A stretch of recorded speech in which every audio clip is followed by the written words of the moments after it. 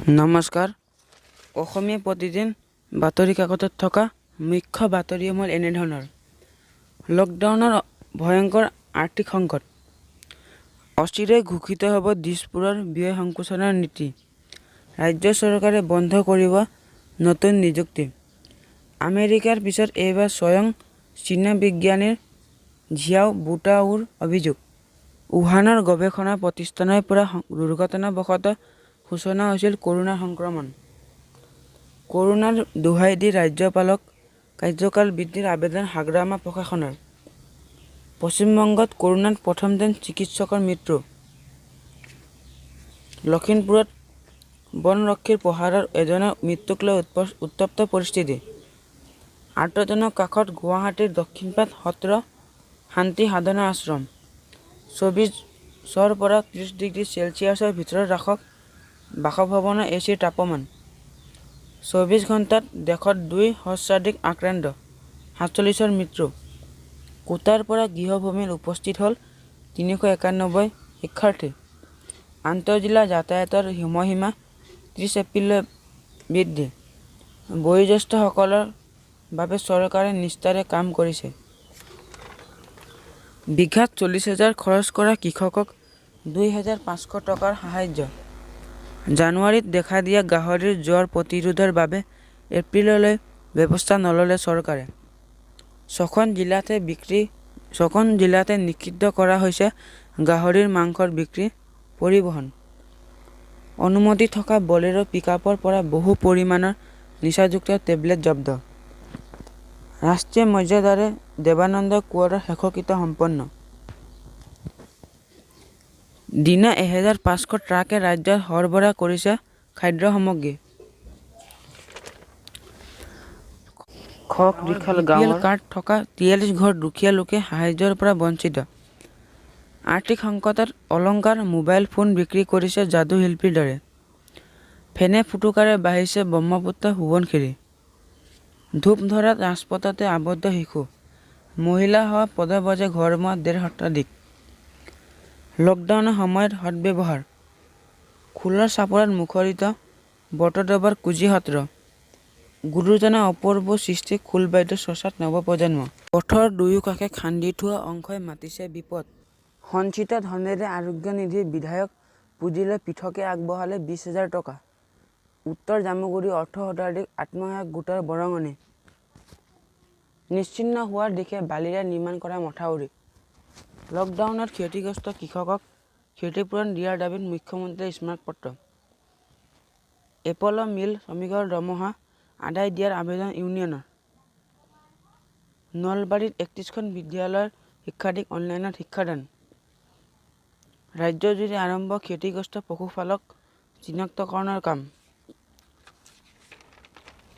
ভয়ংকৰ ক্ষুধাৰ কবলত আমেৰিকা, 1964ৰ পিছত এই প্ৰথমবাৰলৈ ভোট বেংকৰ শৰণাপন্ন নাগৰিক।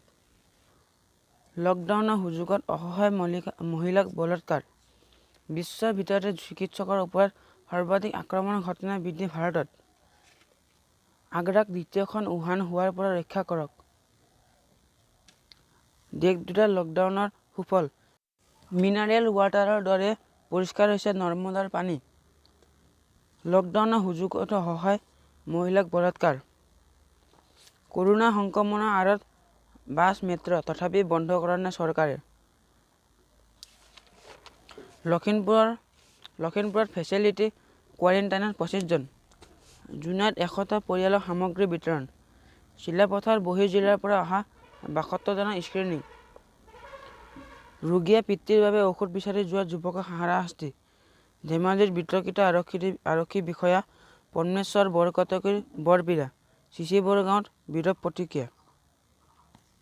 অৱসৰপ্ৰাপ্ত শিক্ষক পৰমেশ্বৰ ভূঞাৰ মৃত্যু।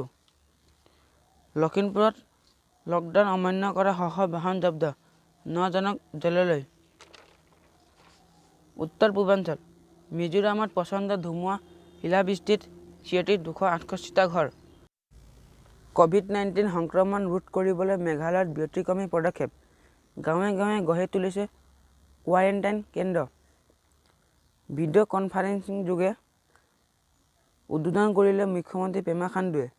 অৰুণাচলৰ ড্ৰাফ ৰিজৰ্ট সোৱণশিৰিৰ ওপৰত নিৰ্মাণ হ'ল দলং। ছিকিমত 2000 আৰক্ষীৰ মোতায়েন। ক'ভিড-19 কটকটীয়া নিৰাপত্তা ব্যৱস্থা চৰকাৰৰ। নাগালেণ্ডৰ মন জিলাৰ উপায়ুক্ত থাবাচিৰাণ কে। কৰোনাৰ বিৰুদ্ধে যুঁজিবলৈ অভিনৱ পদক্ষেপ। খেলৰ বাতৰি। শচীনক স্লেজিং কৰি লজ্জিত চাকলেইন। বল বিকৃতকৰণৰ পক্ষপাতী নহয় গৌতম জাভেদ। দৰমহা কৰ্তন নকৰে চেলছিয়ে। পাকিস্তানৰ মহিলা ক্ৰিকেটাৰ ছানা মীৰৰ অৱসৰ। আগষ্টতে খেলপথাৰলৈ উভতিব ক্ৰিকেট। এতিয়া কফি নহয় গ্ৰীণ টিহে লওঁ। কৰণ জোহৰৰ অনুষ্ঠান সন্দৰ্ভত পাণ্ডিয়াই ক'লে, এয়াৰ এম্বুলেন্সেৰে দিল্লীলৈ স্থানান্তৰ ৰিংকু সিঙক। শচীনৰ ৰেকৰ্ড ভাঙিব কোহলীয়ে। ব্যৱসায় বাণিজ্য। চীনত বাঢ়িছে অসমৰ চাহৰ জনপ্ৰিয়তা। ব্লেক টি ৰপ্তানি বৃদ্ধিৰ লক্ষ্য ৰাজ্যৰ চাহ উদ্যোগৰ। BSNL কৰ্মচাৰীৰ বিৰোধিতা। গ্ৰাহকৰ ঘৰতে 412 কোটি টকাৰ নগদ ধন যোগান। লকডাউনত ভাৰতীয় ডাক বিভাগৰ সাফল্য। বিশ্ব বাণিজ্য সংস্থাৰ ঘোষণা।